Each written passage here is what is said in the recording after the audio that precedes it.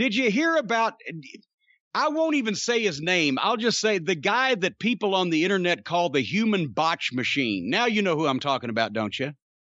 I'm actually not exactly sure. That doesn't narrow it down as much as I think you think it does. Oh, Jack Evans. Oh, is that his name? Jack Evans, the human ping pong ball, the fucking 140 pounds of fishy white flesh with a do-rag wrapped on it.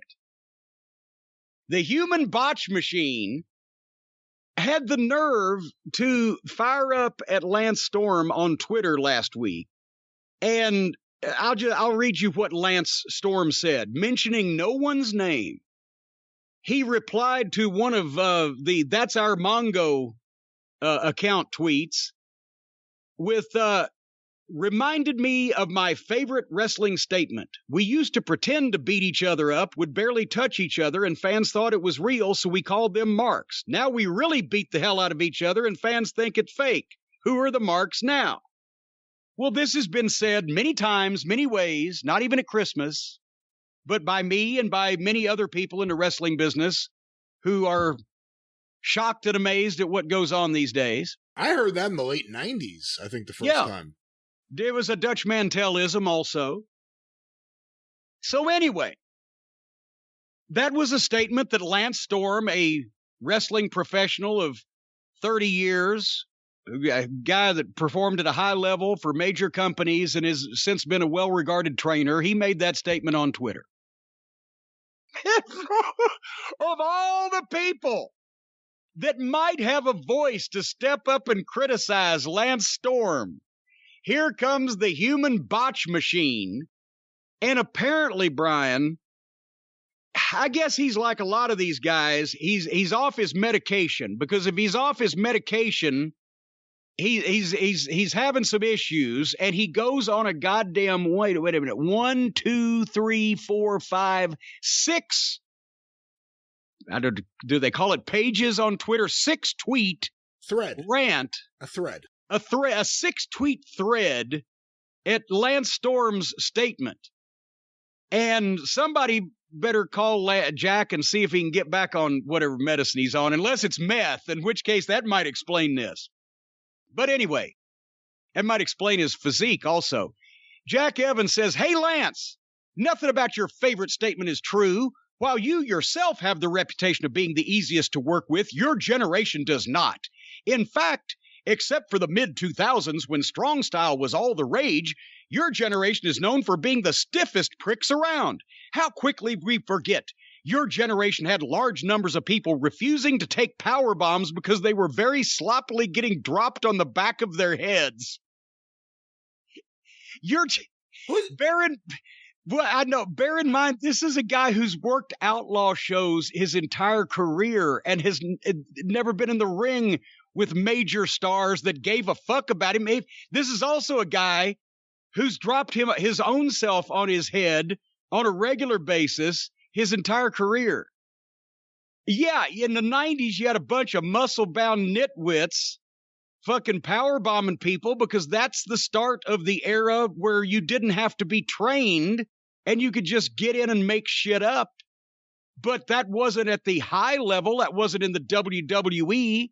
That wasn't certainly involving Lance Storm. But to be very fair, if we're talking about on a national basis where we saw that, 2 guys, you could say Sid and Vader, early 90s WCW, with all due respect, and I'm no Lance Storm defender, that's not Lance Storm's, I don't consider like Lance Storm with the WCW guys before him is like his generation. You know what Lance Storm's generation is? Jericho. And not just because they were a tag team, but guys the same age who were influenced by the same style, the same stuff. They all applied it in different ways. But were talented enough athletes to perform it safely and responsibly. But wait a minute, Mr. Evans goes on. Your generation is when Bret Hart had his career ended by a super kick. Yeah, but Goldberg.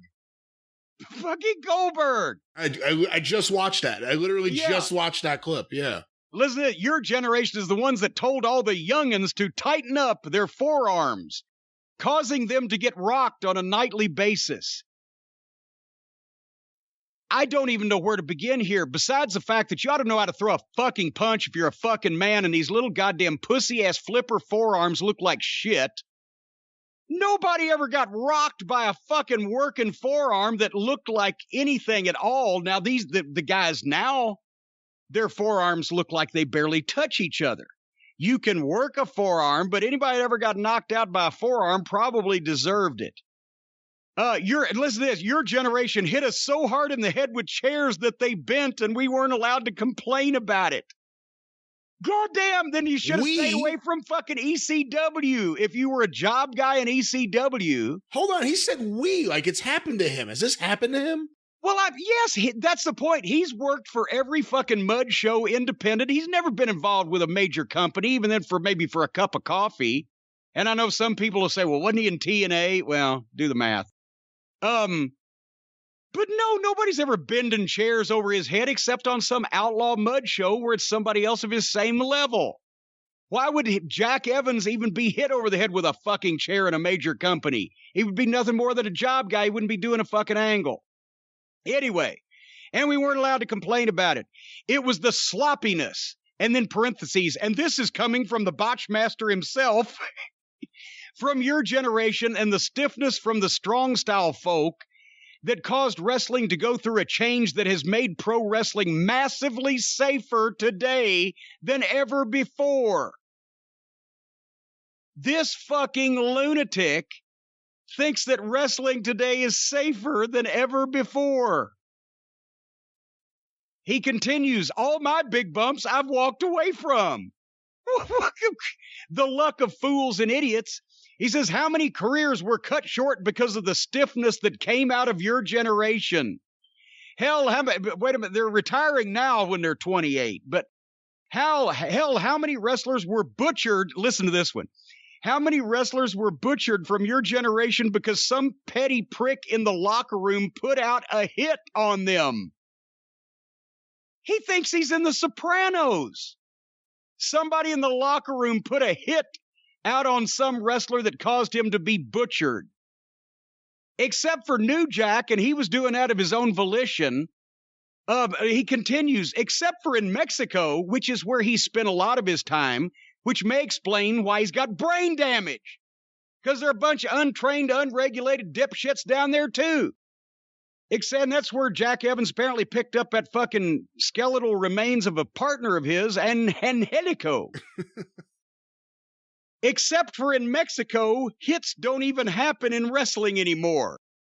Wow, I wasn't aware they ever happened to begin with in any responsible organization. Once again, we're talking about playing with the fucking kids.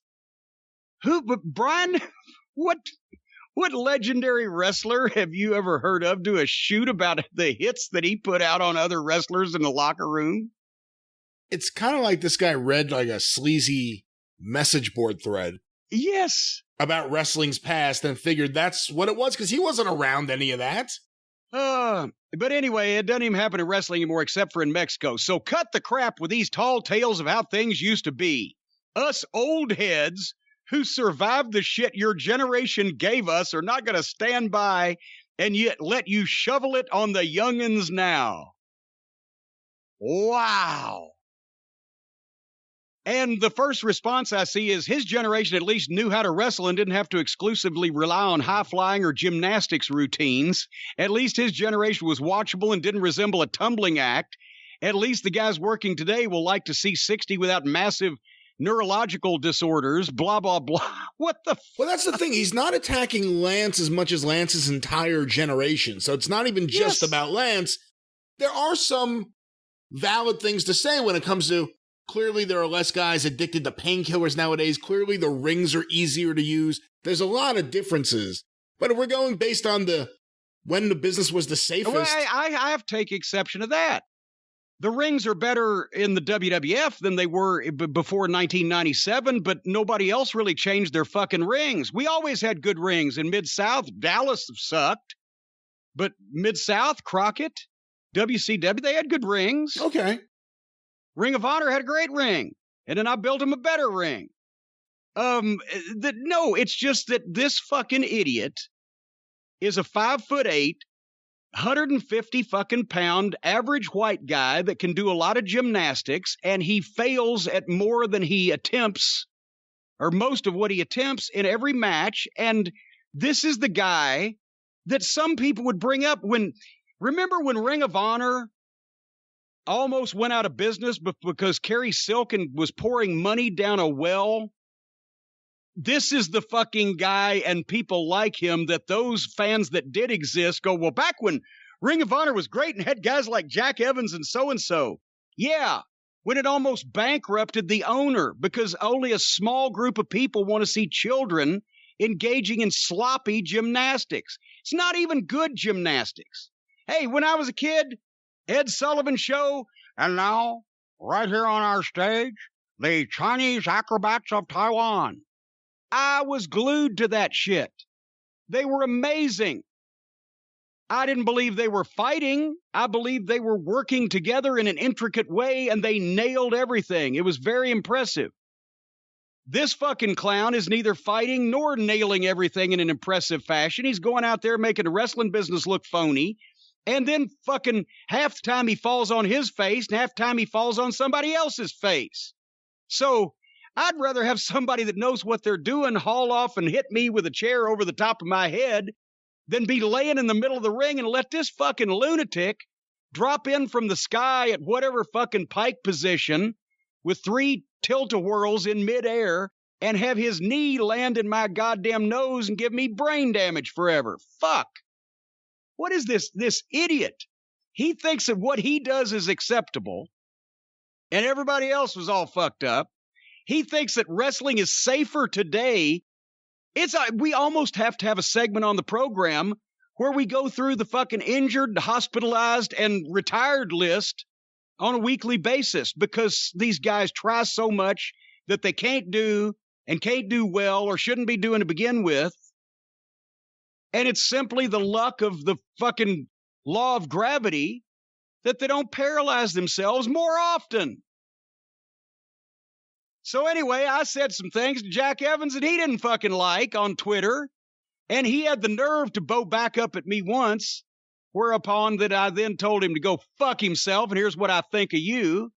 And then everybody started tweeting pictures of him jumping off the top rope, doing 3 flips, and landing on his head on the fucking floor.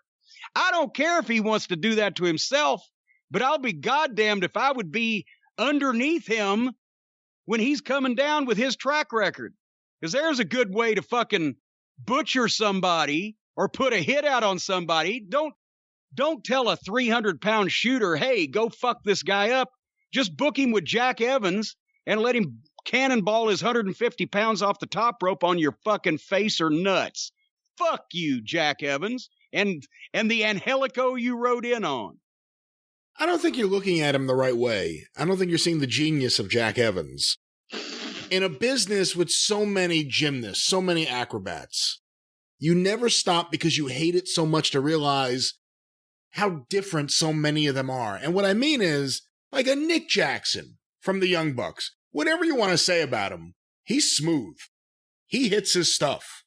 Whatever he does, rarely does he miss it. Rarely does he hurt an opponent that we see. True. Nick Jackson looks like he's like the Chinese acrobats of Taiwan. Yeah, he's the guy you would see at the gymnastics meet. I see Jack Evans more of like the subway gymnasts. Like you're trying to get to work and there's just like this guy and his weird dancing friend that come into the subway car. One guy starts doing like flips, but he's sloppy. He's kicking people in the head. He's falling down. And then they want some change and then they go to the next car. Wait a minute, I'll translate that for all the people who don't live in the Northeast. Say you're walking by the park, and you're walking your dog, and there's a bunch of fucking lunatic, goofball, white guys probably trying to dance that are way too old and ought to have jobs, but instead they're out there begging for money and trying to dance and not doing a very good job of it. Same thing, different part of the country. I literally think that's their gimmick. I thought that before this whole thing, but when I watched them on TV, they just seem like street dancers or something. So you're saying that they're fucking up on purpose because all the other gymnasts actually hit their shit and we've gotten used to it, but the way that they get rewound and their footage get spread around is if they actually fuck up royally and fall on their own heads. They'll never get the height of a Mark Quinn. They'll never have the grace of a Nick Jackson. But what can Jack Evans do better than them? He could land on their face and land on his own face at the same time. Better than they can. You may have a point, Brian. You may have a point. I'd never thought of it that. Well, in that case, Jack, keep doing what you're doing. You're a big success, Jack.